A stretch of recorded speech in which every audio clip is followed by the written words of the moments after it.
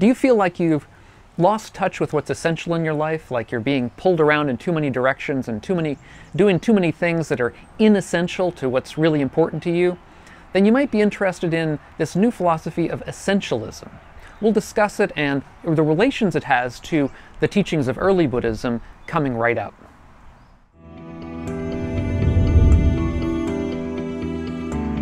I'm Doug Smith of the Online Dharma Institute, that's onlinedharma.org.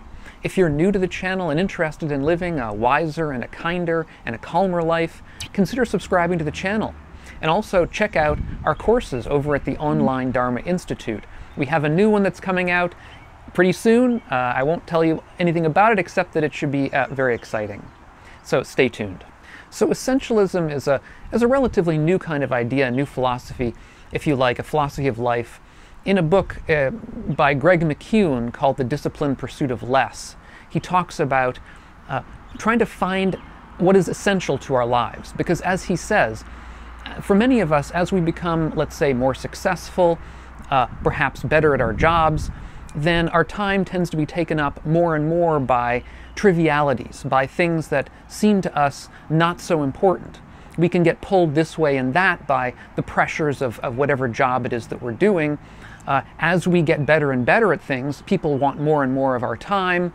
They may pull us away from things that seem to us like what we really got into the whole thing for. And we spend our time, as a result, sort of spinning our wheels on a kind of treadmill of trivialities rather than getting down to the heart of things. And McKeown suggests that to avoid this kind of situation, or to deal with it if it's arisen, what we need to do is to spend a little bit of time, taking time, to try to consider what is most important to our lives, what's going to make the most beneficial difference to our lives going forwards. And having decided that, having figured that out, we then have to look carefully at our lives, at what we're spending our time doing, and make decisions about whether or not particular events or particular tasks that we spend time with are either the thing that really will make the benefit to our lives, that is to say, is it the thing that is essential to us, or alternately, is it something that, while it's not essential right now, is leading us in the right direction towards that kind of essential task that we feel is necessary for us.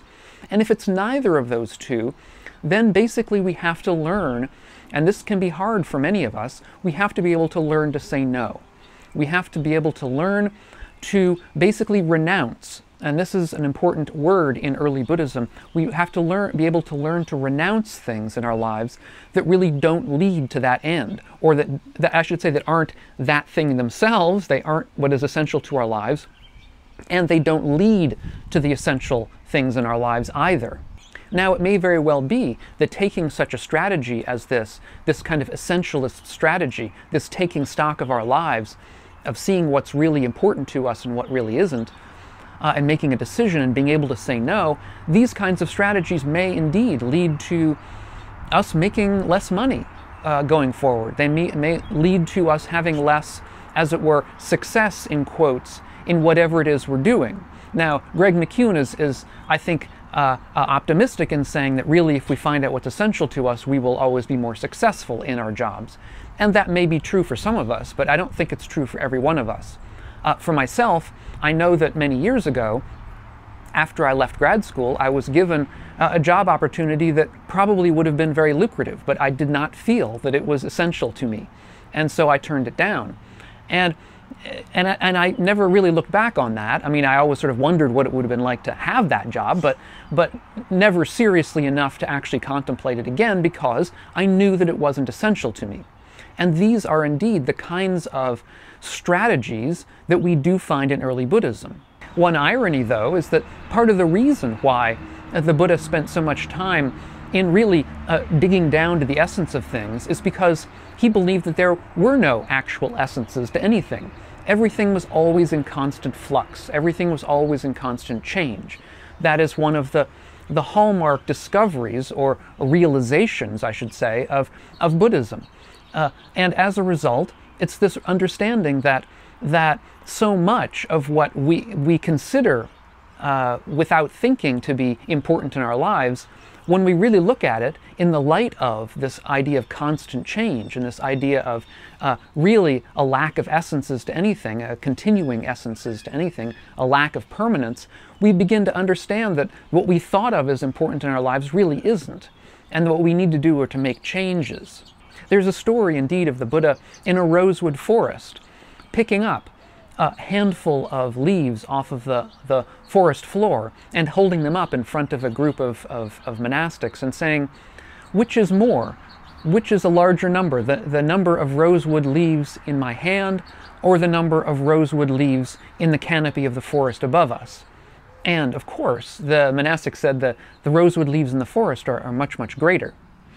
And the Buddha then used this as a metaphor for finding what is important and leaving behind the rest. As he says, in the same way, there is much more that I have directly known but have not explained to you. What I have explained is a tiny amount. And why haven't I explained it? Because it's not beneficial or relevant to the fundamentals of the spiritual life. It doesn't lead to disillusionment, dispassion, cessation, peace, insight, awakening, and extinguishment. That's why I haven't explained it. In other words, the Buddha was, of course, a very intelligent person. He knew a lot about the world, but he didn't teach a lot of what he knew because it wasn't really essential. It didn't really lead to that kind of goal that he felt was most important to his life and indeed to the lives of his followers. Now, you may ask, what did the Buddha consider important to the lives, to his own life and to the lives of his followers? Well, that was to understand, in particular, suffering. What was suffering? How did suffering arise? What brought suffering into being? What made us suffer? What made us feel that our lives were not totally satisfactory? Where did that come from? And realize, understand cessation of that suffering. To come to an awareness that sometimes that suffering seemed to diminish somewhat, or perhaps even go away entirely. And finally, to figure out a way, a path, that would lead at least to a high degree of confidence to the ending of this kind of suffering. So in other words, the Buddha's path, the Buddha's aim, his essential aim, was this kind of ethical aim of making our lives better, of finding out what was wrong in our lives, and finding out where that wrongness came from and trying to find a way to solve it. This also relates directly to the Buddha's really famous, what are called unanswered questions. That is, that the Buddha was famous in his day for refusing to answer several questions that other teachers, holy men, philosophers of his day considered essential. In other words, for many people of his day, there were all kinds of theoretical questions that a person in the place of the Buddha was expected to have an answer to, such as, is the universe eternal? Does it go on forever? Is it everlasting? Is the universe infinite in size, or is it only finite? Is the mind and the body the same, or are they different things? Or does the Buddha survive his own death in some way, or does he not survive his own death?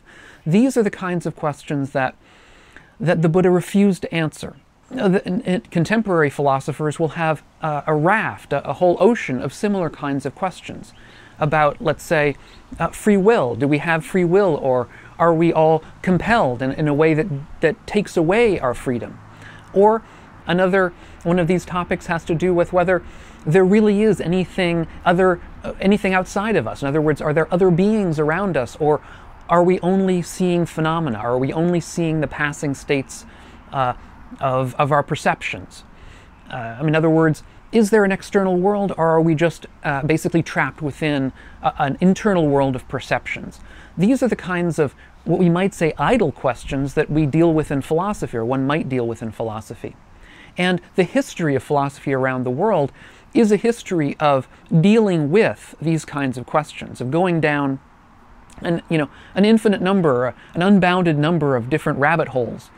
And indeed, even the history of Buddhist philosophy or Buddhist teachings down the centuries is a history of various extremely, extremely able, capable thinkers going down any number of different rabbit holes about the nature of ultimate reality versus conventional reality, about not only their nature but their interrelation, about again the relation between the external world and illusion, the illusionary nature of perception. These kinds of questions and attempted solutions to these questions make up a lot of what constitutes later Buddhist philosophy. And indeed, that shouldn't surprise us, because it's in the nature of the mind to spin ideas. The nature of the mind is a nature of wanting to think about things, of wanting to grasp at things, of wanting to grasp at ideas and figure out where they go. This is kind of how the mind works.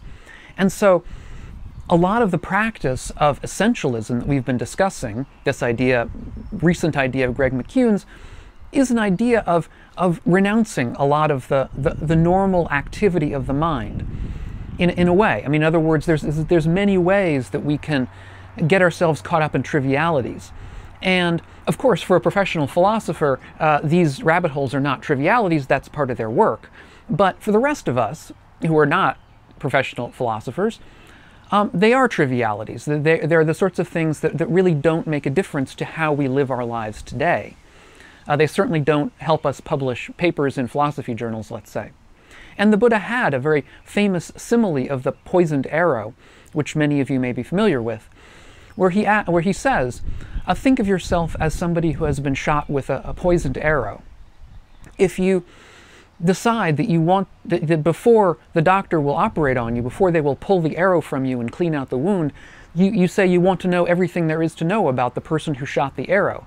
You want to know all about their background, about their family, about why they did what they did, about the nature of the arrow, about where it came from, about where it was made.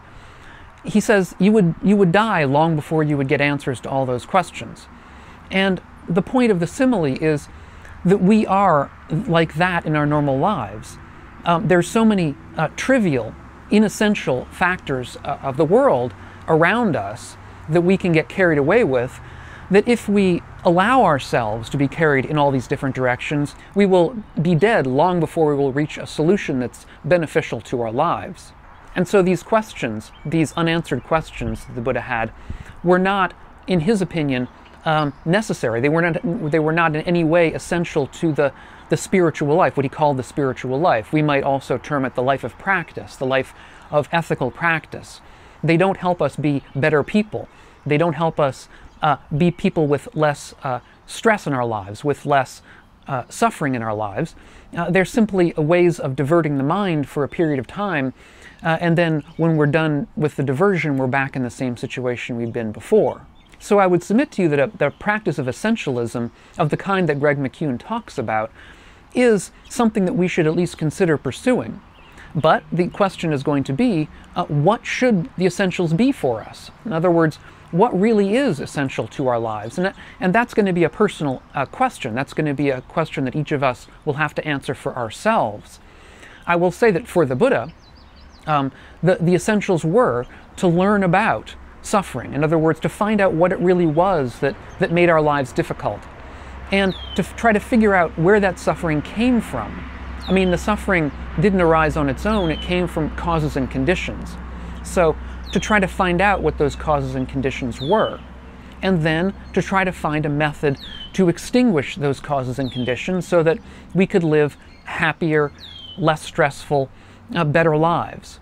And I would say that the ultimate pursuit of essentialism in Buddhism is the monastic path, because the path of the monastic is a path where people have literally given up everything except practice along the path. They have given up all their possessions. All they own are a robe and a bowl, let's say, and a few minor items like that, where they've basically given up other kinds of pursuits in their daily lives. They've given up gossiping. They've given up listening to music and such things. At least that is the traditional practice of the monastic within Buddhist countries, and the traditional practice that goes back to the Buddha, so far as we know.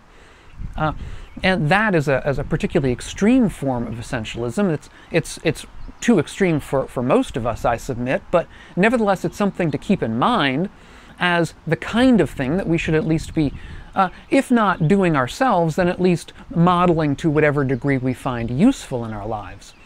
And we also have to remember that the monastic path, this kind of monastic essentialism, would depend upon lay support, because monastics, in order to be able to give up everything, had to live basically on the donations, on the generosity of their lay donors, in order to have the food to live off of, in order to be able to have roofs over their heads. So, but what do you find essential in your life? I'd be interested if you would let us know. Put it down in the comments down below.